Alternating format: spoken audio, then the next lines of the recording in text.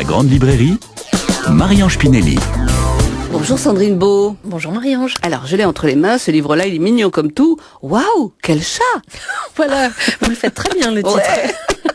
Alors en fait, c'est l'histoire de Simon, qui a un chat qui s'appelle Patapon. Et son chat n'est pas tout à fait comme les autres. En fait, c'est un très très gros chat. Mais c'est vachement pratique, parce que par exemple, quand on a froid dans son lit le soir, Ah oui. on dort avec sa bouillotte à moustache, qui est énorme et qui prend toute la place sur la couette. Il y a aussi Simon, qui le matin descend à dos de chat pour aller prendre son déjeuner, parce qu'il grimpe dessus et crie « Yeehaw !» dans les escaliers, il est tout content. Voilà. Donc c'est une histoire de chat pas tout à fait comme les autres. Et puis, ce qui était rigolo dans l'écriture de cette histoire, c'est que ça s'est fait vraiment en collaboration avec l'éditrice, Nathalie Maïténas de chez Belin Jeunesse, parce qu'en fait, ils ont mis en place une nouvelle collection. Alors, c'est des romans première lecture, c'est-à-dire c'est vraiment pour ceux qui commencent la lecture. On s'en rappelle plus, mais c'est pas facile de commencer à lire.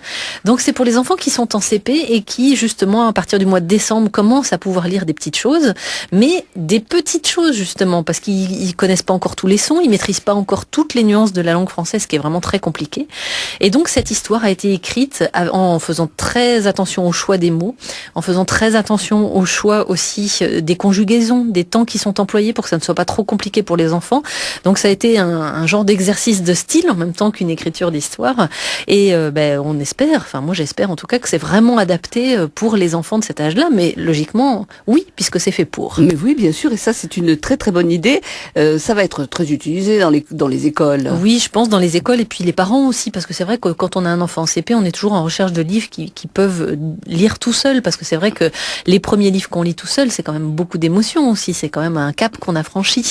Et puis celui-ci, ce qui est sympa, c'est qu'à la fin, en plus, il y a des petits jeux de compréhension pour voir si on a bien compris toute l'histoire, et puis des petits jeux juste pour le plaisir. Il y a des différences à trouver, des petites choses à repérer. Il y a un petit lexique avec les mots un petit peu compliqués aussi. Voilà, donc moi je suis très contente du résultat final. Je trouve qu'il est très très beau.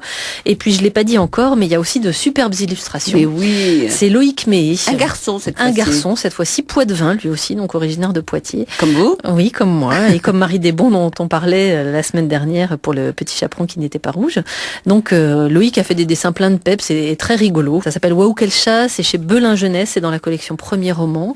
C'est le niveau 1, je découvre la lecture. On aura des suites. Oui, il y aura forcément d'autres livres comme ça, tout à fait. On vous retrouve bientôt pour d'autres nouveautés. Avec grand plaisir, Marie-Ange. À bientôt, À Sandrine. bientôt.